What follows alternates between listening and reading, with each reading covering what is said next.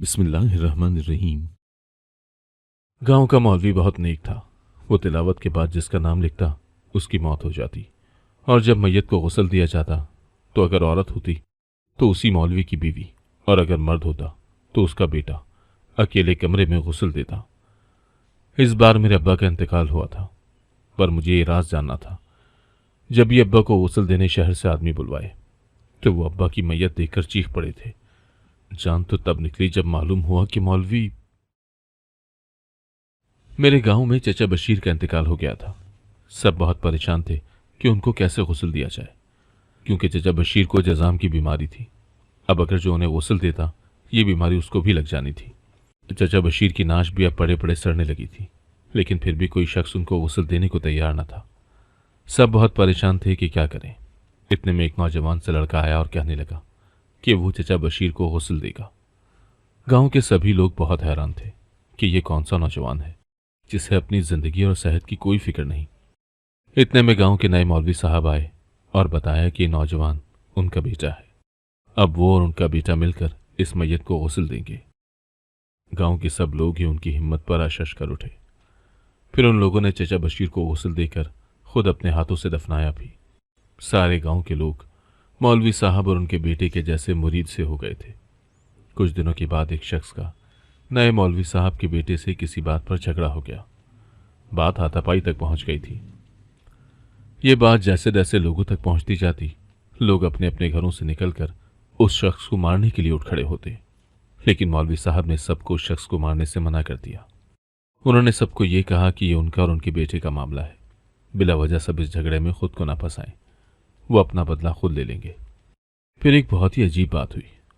مولوی صاحب نے تلاوت شروع کی اور اس کے بعد ایک پرچہ اس شخص کے نام کا لکھ دیا جس سے ان کے بیٹے کا جھگڑا ہوا تھا۔ سب لوگ حیران و پریشان تھے کہ مولوی صاحب کے پرچے پر نام لکھنے سے کیا ہوگا۔ اگلے دن سب یہ دیکھ کر مزید حیران ہوئے کہ جس شخص کا مولوی صاحب کے بیٹے سے جھگڑا ہوا تھا اس کو کسی زہریلے جانور نے کاٹ لیا تھا اور وہ مر گیا تھا۔ مولوی صاحب کے بیٹے نے کہا کہ وہ اس شخص کو غسل خود دے گا اور اس شخص کو خود ہی اپنے ہاتھوں سے قبر میں اتارے گا۔ کچھ دنوں کے بعد مولوی صاحب کی بیگم کہیں جا رہی تھی کہ گاؤں کی ایک عورت نے انہیں کسی بات پر طنز مارا۔ انہوں نے اس وقت تو ایک لفظ نہیں کہا اور چپ چاپ وہاں سے چل دی، مگر گھر جا کر انہوں نے مولوی صاحب سے شکایت کی تو مولوی صاحب نے انہیں تسلی دی اور سمجھایا کہ وہ صبر کریں۔ لیکن اگلے دن سب نے دیکھا کہ اسی عورت کی لاش نہر کے کنارے پر پڑی تھی۔ اس بار مولوی صاحب کی بیگم نے اس لاش کو اکیلے کمرے میں غسل دیا۔ اب تو سارے گاؤں میں یہ بات مشہور ہو گئی تھی کہ مولوی صاحب جس شخص کا نام بھی پرچی پر لکھ کر رکھ دیں اس کی موت ہو جاتی ہے، اور پھر اگر وہ موت کسی مرد یا بچے کی ہے تو ان کا بیٹا اس میت کو غسل دیتا، اور اگر کسی عورت کی ہے تو ان کی بیوی غسل دیتی تھی۔ اب لوگ مولوی صاحب سے بہت ڈرنے لگے تھے۔ میرے والد صاحب بھی ایک عرصہ دراز سے بیمار تھے اور وہ اپنی بیماری سے بہت تنگ آ چکے تھے۔ ایک دن مجھ سے کہنے لگے کہ میں مولوی صاحب سے کہوں کہ وہ ان کا نام بھی پرچی پر لکھ دیں تاکہ انہیں اس بیماری سے چھٹکارا مل جائے۔ میں انہیں علاج کے لیے شہر لے کر چلا گیا تھا۔ میں نے والد صاحب کو سمجھایا کہ جس کو موت جب آنی ہوتی ہے تب ہی آتی ہے، وقت سے پہلے کسی کو موت نہیں آ سکتی۔ لیکن مجھے اس راز کو جاننے کا تجسس ہو چکا تھا کہ آخر ایسے کیسے کسی کی موت ہو جاتی ہے، اور پھر مولوی صاحب کا بیٹا یا بیوی ہی کیوں اس میت کو غسل دیتے ہیں۔ کچھ دنوں کے بعد میرے والد صاحب اپنی بیماری سے لڑتے ہوئے جاں بر نہ ہو سکے اور اپنے خالق کی حقیقی سزا ملے۔ اب مولوی صاحب تک جب یہ خبر پہنچی تو ان کے بیٹے نے میرے والد صاحب کی میت کو غسل دینے کی خواہش ظاہر کی، لیکن میں نہیں مانا۔ پھر کچھ سوچ کر میں نے اجازت دے دی۔ جب مولوی صاحب کے بیٹے نے میرے والد صاحب کو غسل دیا تو میں نے شہر سے بلوائے دوسرے لوگوں سے کہا کہ میرے والد صاحب کو دوبارہ سے غسل دیں۔ جب انہوں نے والد صاحب کا کفن کھولا تو یہ دیکھ کر میرے پیروں تلے سے زمین نکل گئی، کیونکہ کفن میں میرا نام ظفر ہے اور میں اندرون سندھ کے ایک گاؤں کا رہنے والا ہوں۔ میرے گھر میں صرف میں اور میرے والد تھے۔ میری ماں دوسرے بچے میں کچھ پیچیدگیوں کے باعث اسے جنم دیتے وقت گزر گئی تھی، اور وہ بچہ بھی زندگی لے کر نہیں آیا تھا۔ میرے گاؤں میں خواندگی نہ ہونے کے برابر تھی۔ لوگ تعلیم نہ ہونے کی وجہ سے بہت ضعیف الاعتقاد تھے۔ میرے گاؤں میں مشکل سے ہی کوئی میٹرک تک پڑھا ہوا تھا، لیکن مجھے تعلیم حاصل کرنے کا بہت شوق تھا اور میں اپنے والد سے ضد کر کے شہر سے تعلیم حاصل کر رہا تھا، مگر میرے والد صاحب کی طبیعت اب خراب رہنے لگی تھی تو انہوں نے مجھے اپنے پاس گاؤں بلوا لیا تھا۔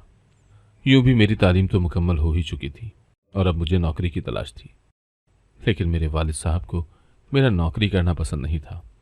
انہوں نے کہا کہ ان کے پاس جو تھوڑی بہت زمین ہے میں اسی پر کچھ کام وغیرہ کر لوں تاکہ میں ان سے دور نہ ہو سکوں۔ مجھے والد صاحب کی یہ تجویز پسند آئی اور فی الحال نوکری کا خیال اپنے دل سے نکال دیا تھا۔ اب میں اس زمین پر ہی تھوڑی بہت کھیتی باڑی کیا کرتا تھا۔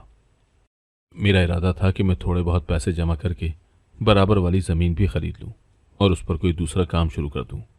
کچھ دنوں سے میرے گاؤں میں ایک نئے مولوی اور ان کی بیٹی کا ذکر ہر خاص و عام کی زبان پر تھا۔ ہوا کچھ یوں تھا کہ میرے گاؤں میں چچا بشیر کا انتقال ہو گیا تھا۔ انہیں جذام کی بیماری تھی اور میرے گاؤں میں سب لوگ اس بیماری سے بہت ڈرتے تھے۔ کوئی بھی چچا بشیر کو غسل دے کر کفنانے یا دفنانے کو تیار نہ تھا، پر مولوی صاحب کے بیٹے نے، جو اسی وقت گاؤں میں آیا تھا، نہ صرف میت کو غسل دیا بلکہ بڑی عزت و احترام کے ساتھ قبرستان میں دفن بھی کیا تھا۔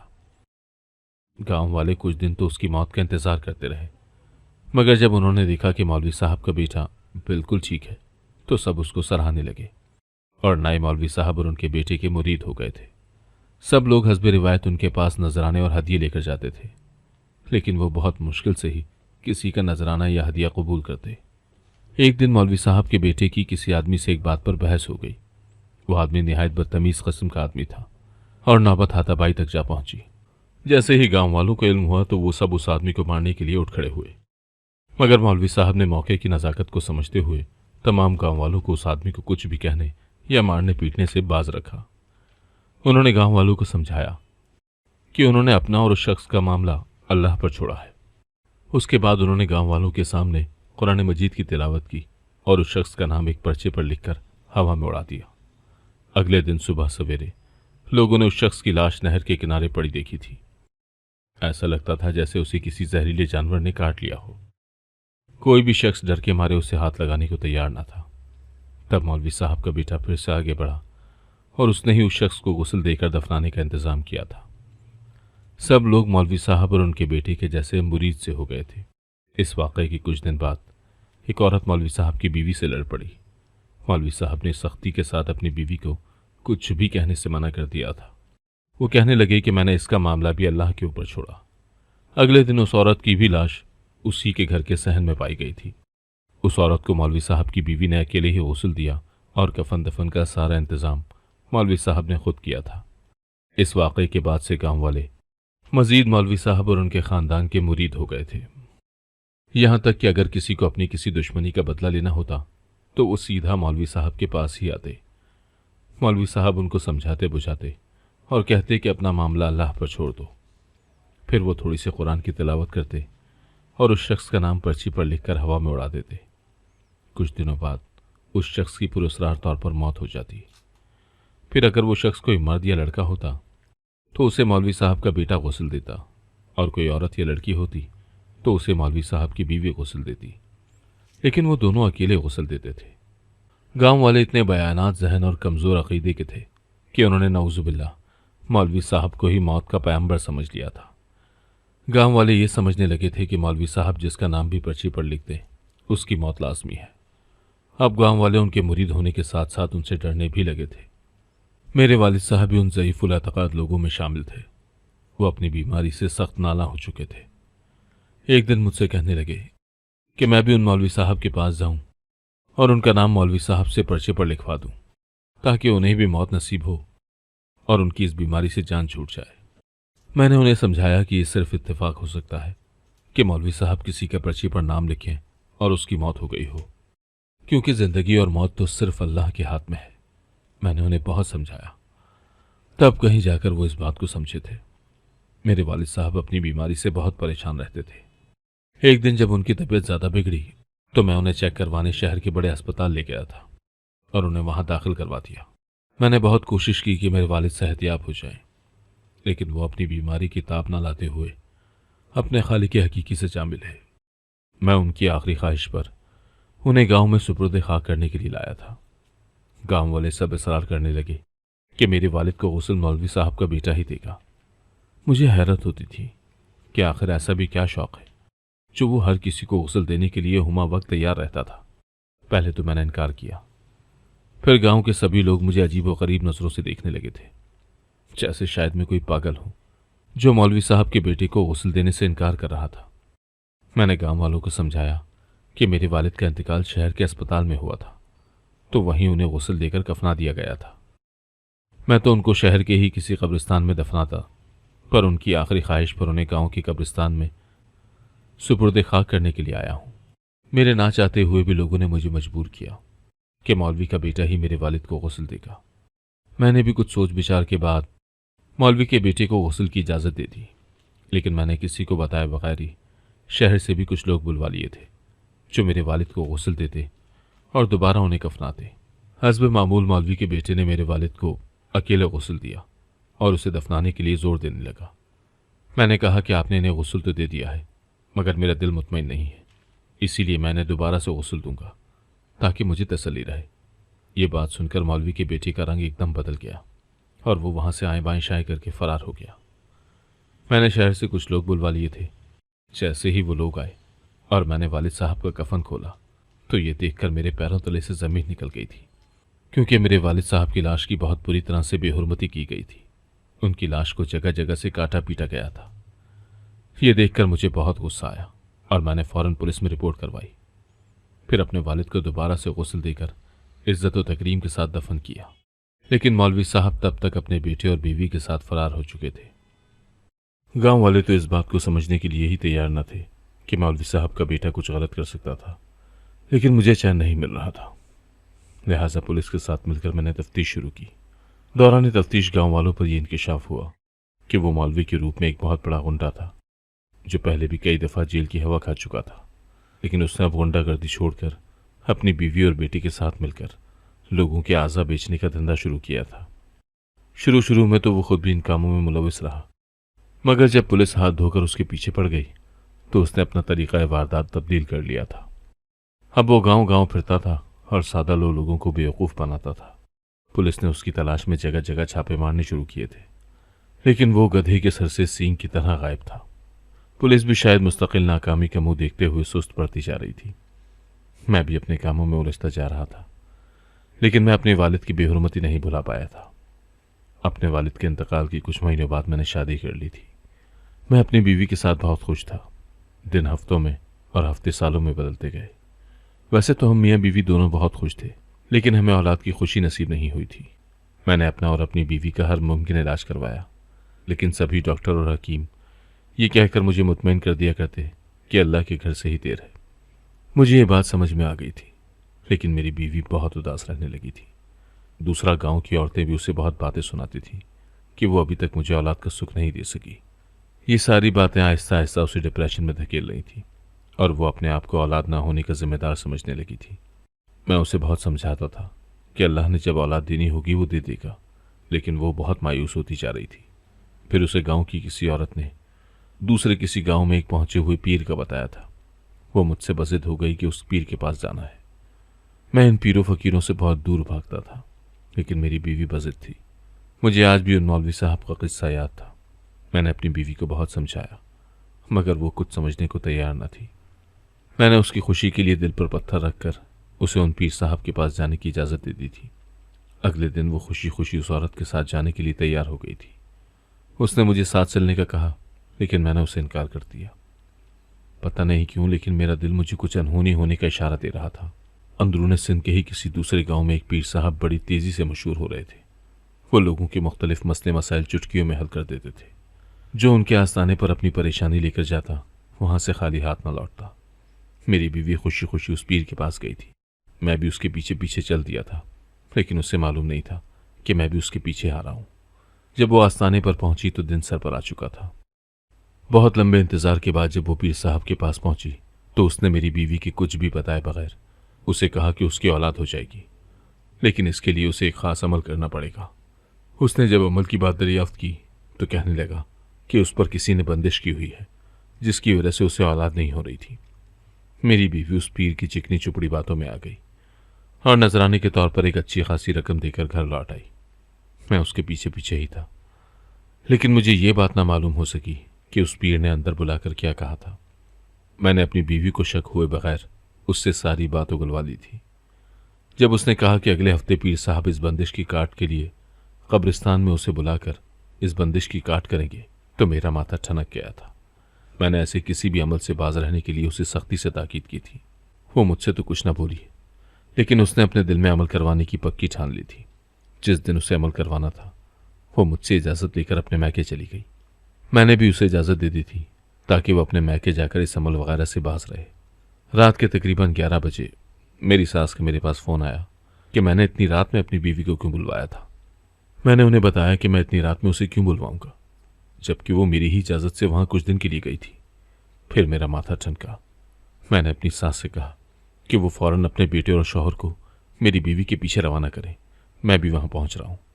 انہوں نے مجھ سے پوچھا تو میں نے انہیں اس پیر کے پاس جانے کی مختصراً کہانی سنائی اور ان سے کہا کہ وہ فوراً وہاں سے اپنے شوہر اور بیٹے کو اس کے پیچھے بھیجیں۔ میں نے اپنے ہوش و حواس قائم رکھتے ہوئے پولیس سے رابطہ کیا اور انہیں ساتھ لے کر اس قبرستان پہنچا۔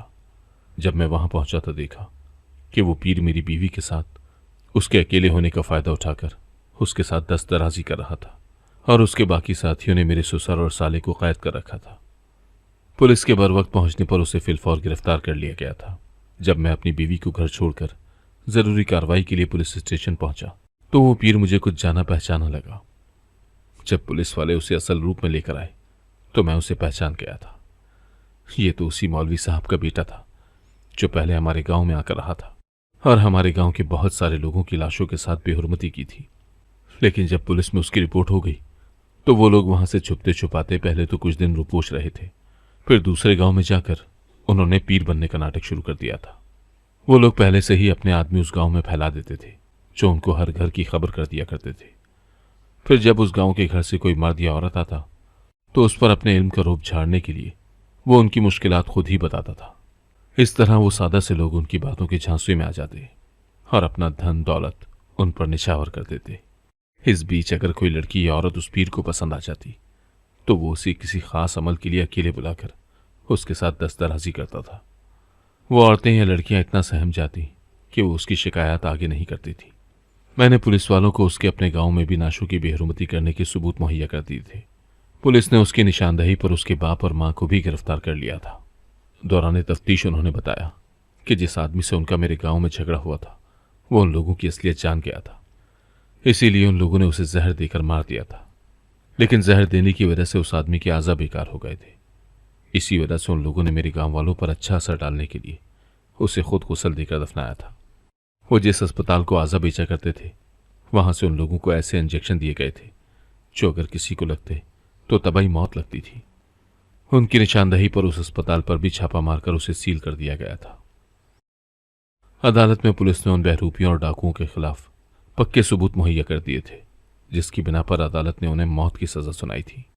میری بیوی مجھ سے بہت شرمندہ تھی کہ میرے بہت سمجھانے پر بھی اس نے میری بات نہیں مانی اور وہ اس پیر کے چکر میں پڑ گئی۔ نہ صرف اس پیر کے چکر میں اس نے اپنے پیسے برباد کیے بلکہ اپنی عزت بھی گنوا ہی دیتی اگر میں بر وقت پہنچ کر اسے نہیں بچاتا۔ میری ساس سسر نے بھی اسے بہت ڈانٹا تھا اور اسے سمجھایا تھا کہ جب ڈاکٹروں اور حکیموں کے مطابق ہمارے ہاں اولاد نہ ہونے کی وجہ اللہ کی طرف سے دیر ہے تو وہ کیوں نہیں سمجھ رہی۔ آج میری شادی کو 10 سال ہو چکے ہیں اور میں اپنی بیوی اور اپنے بیٹے کے ساتھ خوشحال اور پرسکون زندگی گزار رہا ہوں۔ میں نے گاؤں کی زمین بیچ دی اور اپنے بیٹے کے اچھے مستقبل کے لیے شہر میں شفٹ ہو گیا ہوں کیونکہ میں اپنے بیٹے کو ایک اچھا ماحول دینا چاہتا تھا۔ میں نہیں چاہتا تھا کہ گاؤں میں رہ کر میرے بیٹے پر بھی برا اثر پڑے۔ کبھی کبھی میں سوچتا ہوں کہ آج کل کے دور میں جب سائنس نے اتنی ترقی کر لی ہے میرے گاؤں کے لوگ آج بھی پیروں فقیروں کے چکر میں پڑ کر اپنی زندگی برباد کرنے پر تلے ہوئے، وہ خود کو بدلنا ہی نہیں چاہتے۔ دو اتنے بڑے واقعات نے بھی ان کی زندگیوں پر کوئی اچھا اثر نہ ڈالا تھا۔ گو کہ اب گاؤں کے بہت سے لوگوں نے تعلیم حاصل کرنی شروع کر دی تھی لیکن پھر بھی وہ لوگ اپنی بد اعتقادی کو چھوڑنے پر تیار نہ تھے۔ تعلیم نے بھی ان کے ذہنوں پر کوئی اچھا اثر نہ کیا تھا۔ بس یہی سوچ کر میں نے گاؤں چھوڑ کر شہر میں شفٹ ہونے کا فیصلہ کر لیا تھا۔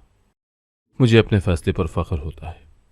آج میرا بیٹا اپنی تعلیم مکمل کر کے پولیس ہی کی ایک اچھی پوسٹ پر فائز ہے۔ آج میں اپنے اس فیصلے پر بے حد مطمئن ہوں۔ اگر آپ کو آج کی کہانی پسند آئی ہے तो वीडियो को जरूर लाइक कीजिएगा और अपने दोस्तों के साथ भी शेयर कीजिएगा। और हाँ, अगर आपने अभी तक हमारा चैनल सब्सक्राइब नहीं किया तो जरूर सब्सक्राइब करें। मिलते हैं कल एक नई और दिलचस्प कहानी के साथ। अल्लाह हाफिज।